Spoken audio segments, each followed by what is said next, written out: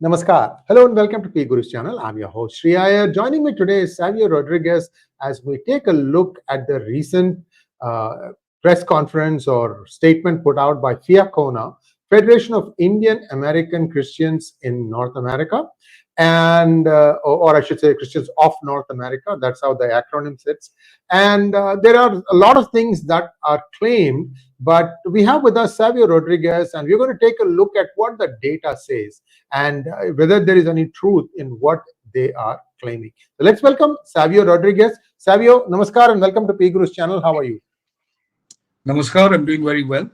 How are you, Sree? And thank you for the opportunity I'm doing well. to speak on your program.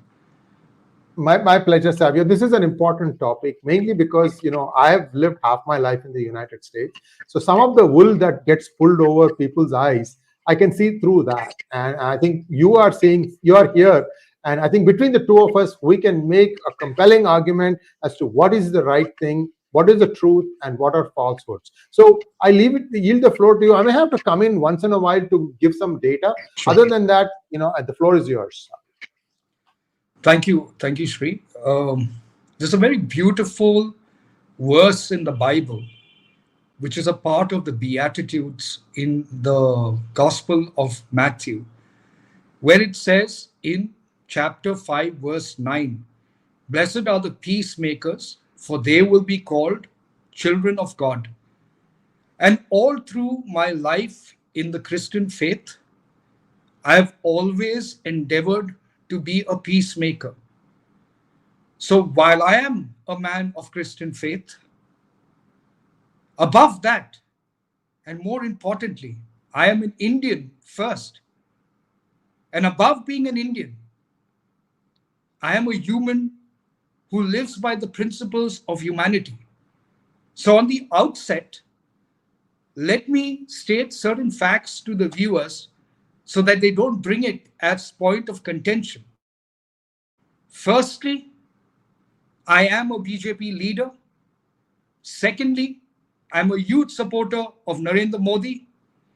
Thirdly, I do have friends in the RSS, the VHP, and other Hindu organizations, just as I have friends in the Christian organizations, the Muslim organizations, the Sikh organizations, organizations, the 𝗤𝙗𝘲𝗎, the Jains, practically all religions.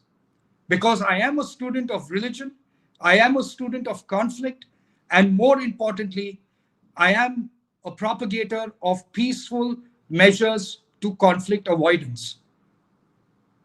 So when you have an organization in the US, which is the Federation of Indian American Christians from North America, of North America, they put out a statement in which they've written a letter. 300 leaders, Christian leaders, have written a letter to the US government, impressing on them to categorize my country, India, as a country of concern or on the list of a country of concern.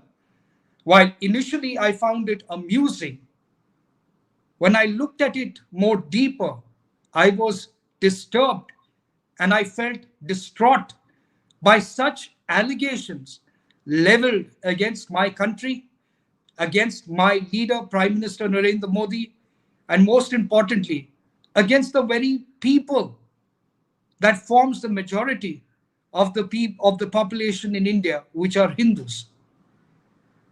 Now, I am a man of Christian faith who really loves and respects the essence of Sanatan Dharma, and therefore I've always stood up to voice my concerns.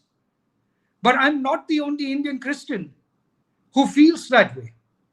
There are many Indian Christians like me who are nationalists, who believe in the idea of India and have lived for many years in unity and togetherness, respecting all religions. More than anything, I believe in the inclusiveness of religious faith that exists in India, which is protected by the Constitution of India. So when the FIACONA states that Christians in India are in danger or are not allowed to practice their faith, it is important that I, as an Indian Christian, throw a light on the truth and the lies that are being propagated only to make us Indians look bad. So according to the letter of the FIACONA, they've relied on the United Christian Forum's data, where they have reported 720 attacks against Christians in 2023, a dramatic rise, they claim, from 127 in 2014. FIACONA itself says it has documented 1,570 attacks in 2023, up from its previous report of 1,198 attacks in 2022. Then it goes on to say, in 2023, International Christian Concern ranked India as the third worst prosecutor of the year. Now, let me bring a little bit of clarity to what these entire allegations are all about. So, United Christian Forum went to the Supreme Court on cases that were happening in 2022, not 2023 and not 2024. So, taking that yardstick itself, let me tell you what the nature of those cases were that were discussed in Supreme Court. In a 270-page affidavit, the center said that the majority of the incidents alleged out of the 495 cases that United Christian Forum had put as part of its affidavit, 263 cases by petitioners were not even reported to the state authorities. 263 out of 495 were not reported to the state authorities. Now, let me tell you what I mean by that. Can you hear me?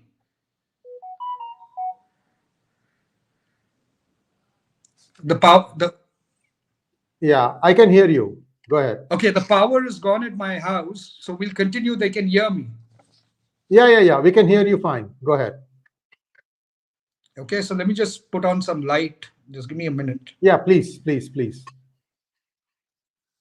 So out of the He's going to just turn. Yeah, go ahead, please. Yeah. Just let me get some light on here. Yeah, he needs some light because he's reading some data from pages. So yeah, take your time, Savio. Yeah. No problem. Just 1 minute.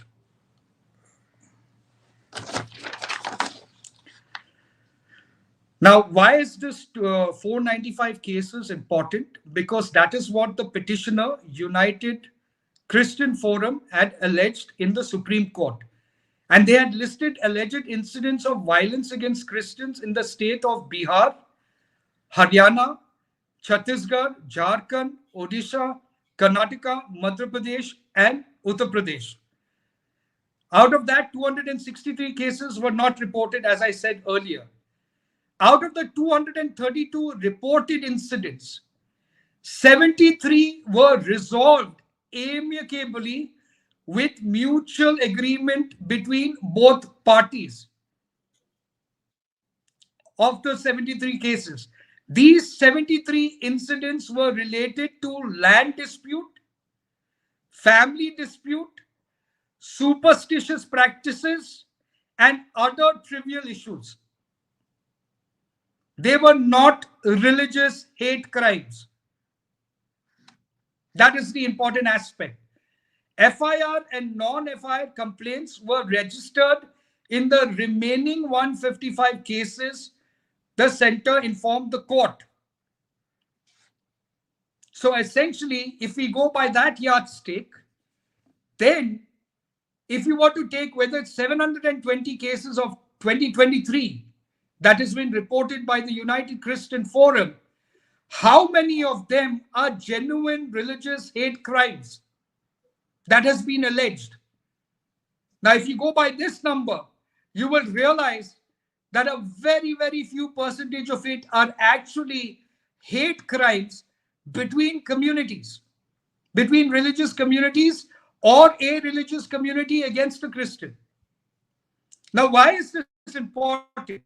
Let me tell you why is it important. It is important primarily because they are alleging in India, in a population of over 2 crore Indians who are Christians, a small percentage of 200 people or 230 odd people have been a part of a conflict that has happened by religious communities, and therefore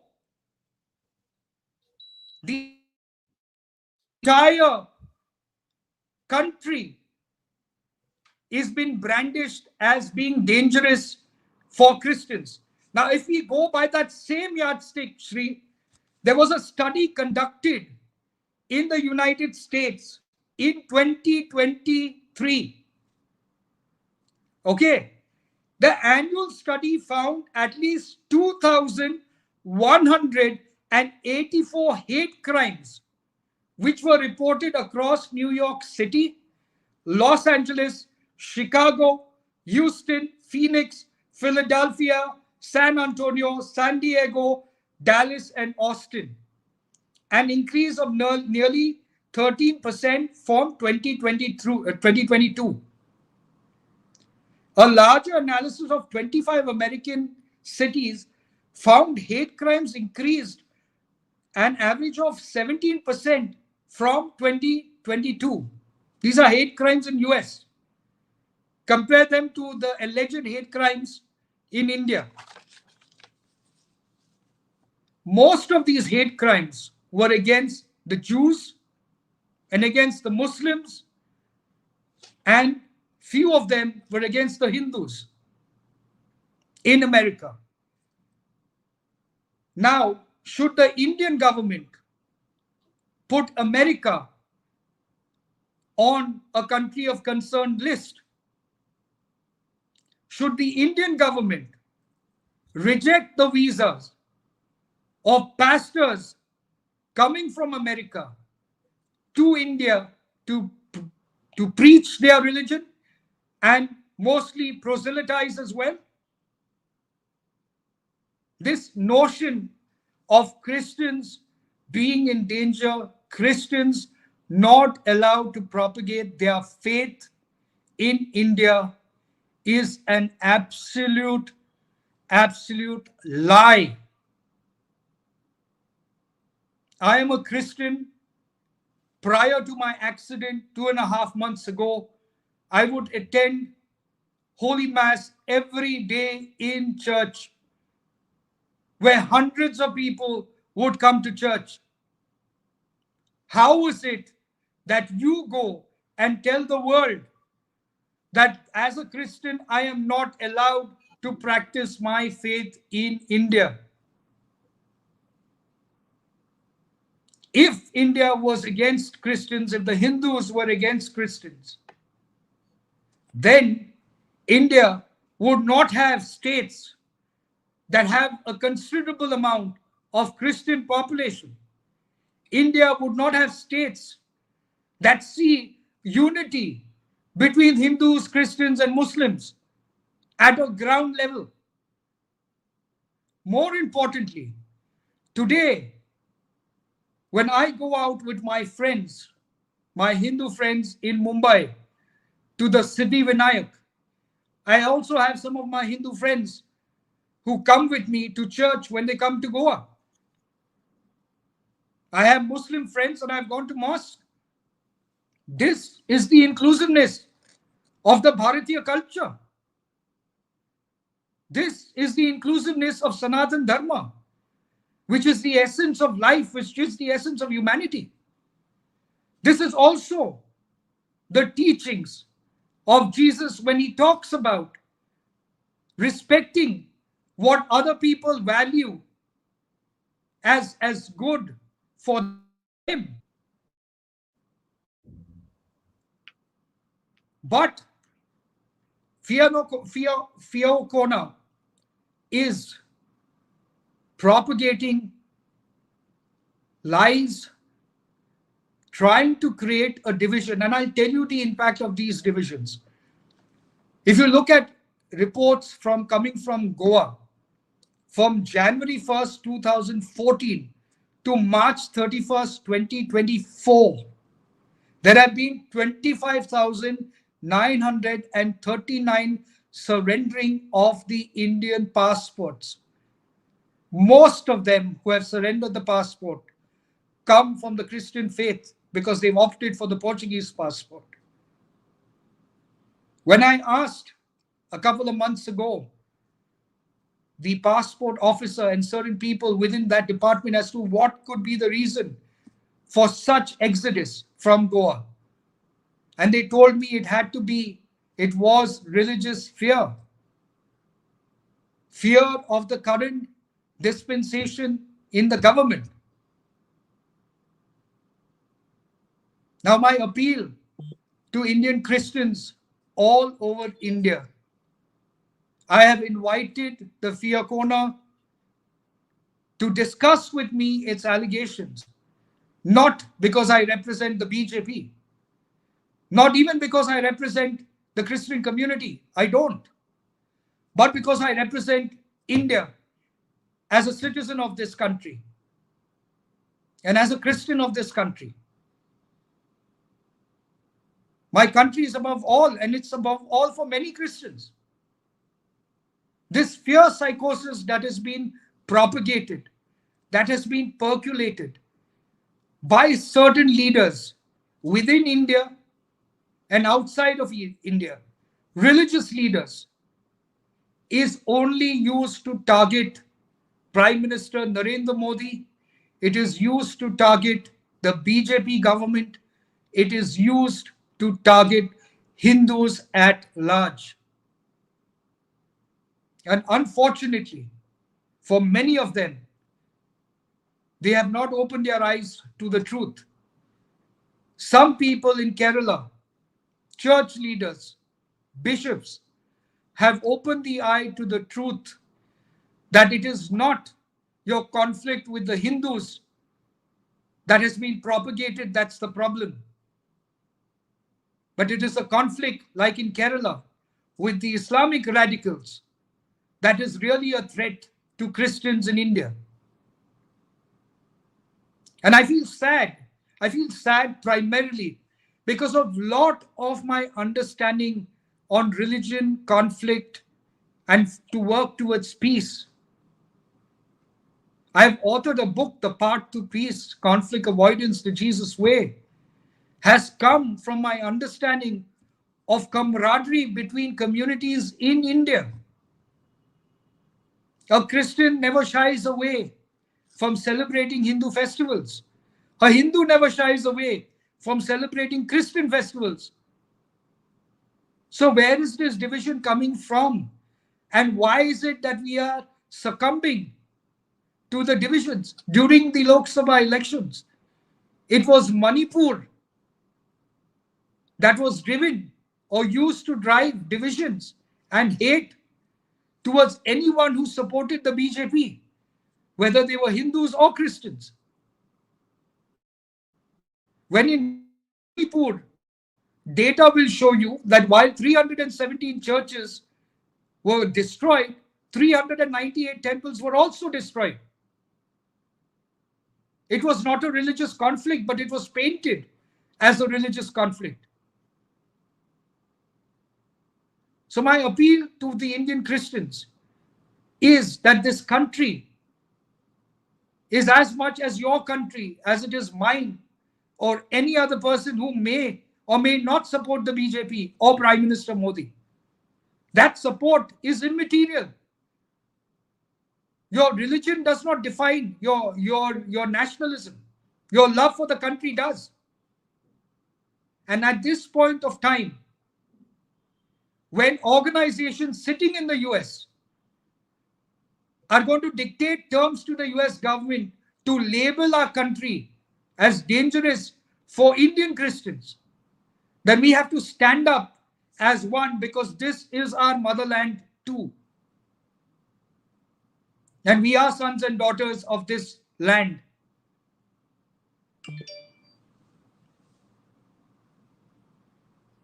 Savio, one other thing that I have observed in the United States is that over the past 50 years, there has been a huge migration of pastors to man the churches across the country, especially in the deep south. It's called the Bible Belt. And it's not at all unusual to go to a very small village of a population of 150, 200. It will have a church, and the church will be manned by an Indian American pastor. Why I'm saying this is that when they mention that, we've got, big names that they are mentioning, that this theological institute has expressed or is a signatory and things like that. Look, what you say is not being rebutted until now. Will you go and share our rebuttal back to the same people that you had first networked in the first place? No. So there is an agenda here. What is the agenda? Bangladesh is experiencing genocide of Hindus. So now you start doing your own obfuscation, just like the other community is doing it. And this is not right. You know your country of birth. Why do you want to do this thing? Many of you are still here. And also you need to understand there is a conversion racket on in India. And some of you may be even funding that. I mean, this and what else happens in this? I know for a fact that one state in the south, the intelligence network is completely under the control of Christians. Not that there's anything wrong with it, except the problem that I have with that is that that community never gets prosecuted, despite all the abhorrent statements that they make. And this is just not fair. There is a law for the land, and everybody has to obey that thing. You also have situations in India where illegal constructions of religious places is taking place, and those will be raised after the due process of law. And you can't say that the church got destroyed. You can't. This is the law of the land. Temples are also getting demolished if they are not following the law of the land. So exaggeration is simple. Trying to express outrage is simple. Those of you who are actually born in India and you are practicing your craft, first try to keep your flock together. Make sure that the younger generation comes to churches. I bet you many of them have stopped going to churches. You have a problem on your hands. Work on that before you point fingers at somebody else. My 2 cents. I'm honest to God, people are going to hate me for saying what I'm saying, but this is the truth, Savio. One of the main things we have to understand is that conflict is a part and parcel of every nation. And world over, religious conflict is the mother hen of all conflicts, if I might use that term. Most conflicts around the world are driven by religion. And in my studies, I brought that out, and they didn't quite like it in one of the US universities. I believe the interpretation of religion is a root cause of conflict. And that's the same problem that's happening here, because the interpretation of religion is your interpretation, an institutional interpretation sometimes, or the propagated interpretation of that religion. But if you keep aside your interpretation of religion and look at the basis of what really is your rights, your human rights, your civil rights in the country of India, then the very constitution that you are a citizen of is what protects you. So I'm not saying that there cannot be religious conflict in India. Of course, there would be religious conflict in India. If, for example, you were to have an issue of conversion happening at some place and you have a majority population that are against it, there's going to be a conflict, there's going to be a friction. But United States is not going to solve our problem.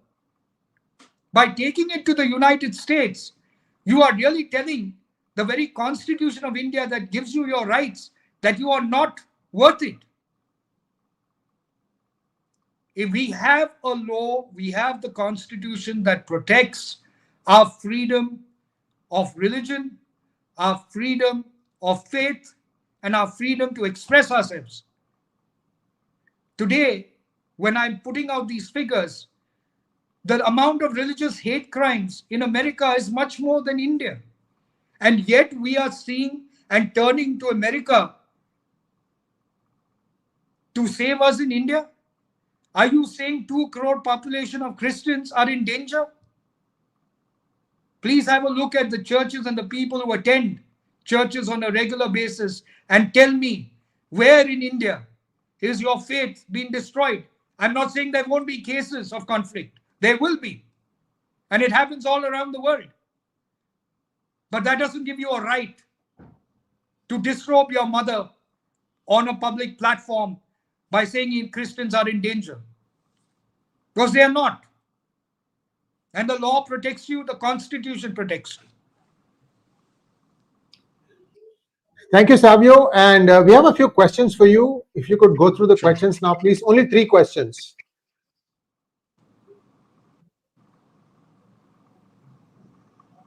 Jahangir Gotla, thank you so much. Ask those Christians ask those Christians how an Indian Christian population abuses the faith of 1.2 billion Hindus.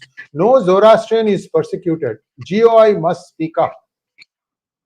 I think it's very important that the government of India, at this point of time, brings in individuals from the Christian community to represent them in Parliament, to represent them as voices in areas like the West, because this narrative of Christians in danger is getting to be dangerous. It is getting divisive.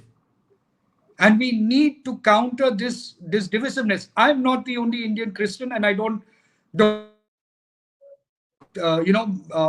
talk highly about it. There are many Indian Christians like me who are nationalists. Many. It's just that many of them don't speak. I speak. I have a platform to speak. So it's important for the Christians, the Hindus, the Muslims, and every other religion to understand that you need to decide first, what is the basis of your existence in this country? And that you're an Indian first. If you think your religion is first, then I'm sorry. The Constitution of India protects every other citizen and their religion too. Also, guys, I think it's unfair to blame the Modi government. Law and order is a state subject.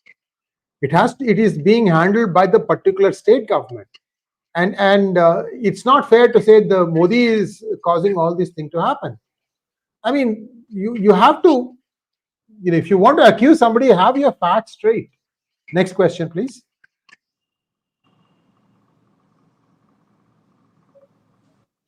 Manoj Soma wants to know, Kerala Malabar Church priest openly supported Modi. Return gift, he got thrown out of his priesthood. On other hand, you remember or not, sir, 𝙒𝙧𝙤𝙀 𝗏 faced much criticism on his faith for joining BJP. I don't know who 𝗏𝙧𝙤𝙀 is. Who's 𝗏𝙧𝙤𝙀 𝗏𝘀?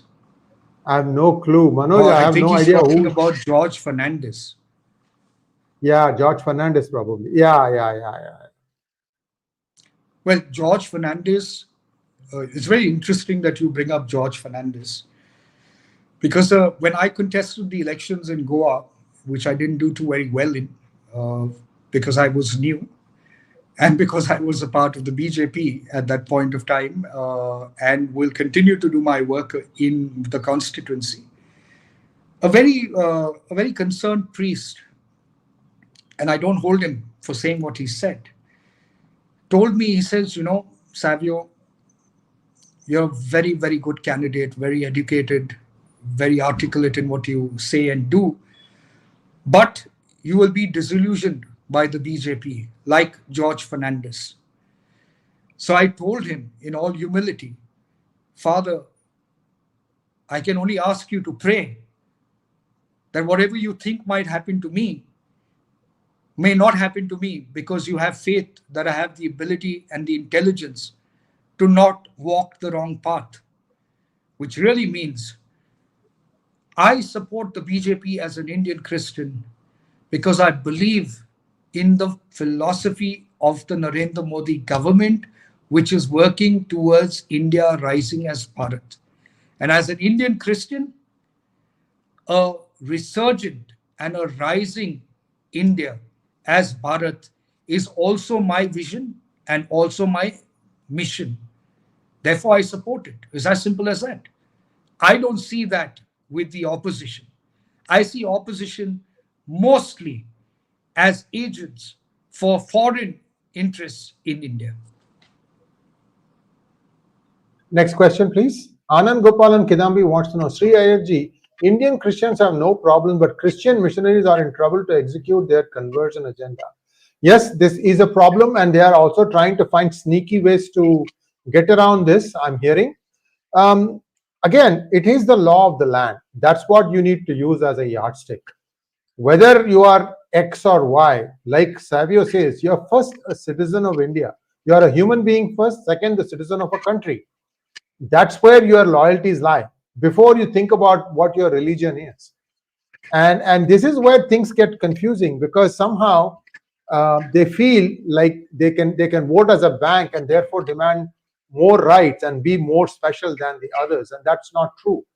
It has been true because the regional parties needed them as crutches to come to power. But I'm also happy to see that the national parties are now again coming back, a resurgence. And I think that's good for the country overall. And I think this will go down maybe in 15, 20 years, things will be more stable. But right now, we have a problem. Yes, the Christian missionaries are in trouble because their main source has been cut off, but they are still finding ways to sneak the money in. However, the people on the ground are much more awoke now, awakened, and they are not easily accepting these conversion tactics. And in fact, I'll tell you one other thing, viewers. In Tamil Nadu, there is one MP who masquerades as a scheduled caste person, even though he is a Christian. And what he has been doing is he has been trying to grab hold of as many churches as possible. And it's his dream to use that to come to power. Right now, he still doesn't talk about his Christianity. He still is a scheduled caste person. The problem is many conservative churches who have existed for hundreds of years are suddenly seeing that their maintenance, their administration is being challenged, that they are being usurped, and abuse is starting to happen. You know, if you don't stop this thing, what happens is what is happening in the Hindu temples, that the government seem to want to put their hand in the cookie jar. And the same thing is going to happen. This guy needs money to become bigger. Where is he going to put his hands on? In the church. The church is the third biggest owner of land in India after the government and railways. So this is a clear and present danger. We have to understand where. Yeah, go ahead. The most important thing as issues of conversions are concerned, and I'm completely against forced and coerced conversions. The point is, at the end of the day, the law defines what can be or cannot be done. And that is why you have the Constitution of India. And that is why, based on the Constitution of India, laws are framed. And therefore, if conversions forced and coerced are in concern, they need to be dealt with the law. The problem I am having with exactly this demand to the US government is that the US government cannot deal with problems in India. The US government has no say in India. The Vatican does not have a say in India. This is our concern. If there is genuinity of the concern, then we as Indian Christians, as Indians, have to resolve it by sitting together with our brothers and sisters in the government or people of other faith if we have an issue. It is not something that has to be dealt with by a foreign entity. Next one, please. Ravi Shankar SB wants to know, Savio, it is Hindus who are in danger in Tamil Nadu, Kerala, Andhra, and Karnataka by missionaries conversion racket. We lost you on video, but I think audio is still working. Yeah, you're back.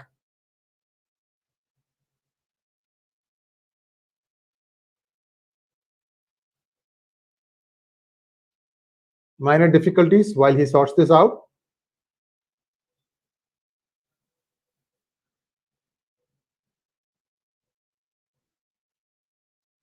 Power has been going off and on. I think it's the second time. Yeah, go ahead. Can you answer the question? Did you hear it?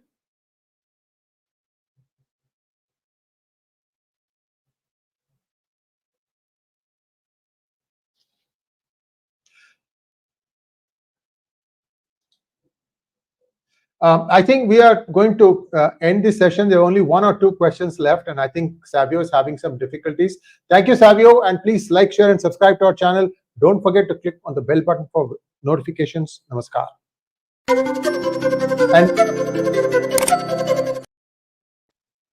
And we are coming back at 9 o'clock to talk about Ajmer, what happened there. A very important topic. Dr. Omendra Ratnu is going to be our guest along with Sumit Peer. So do join us for that. Thank you very much. Namaskar.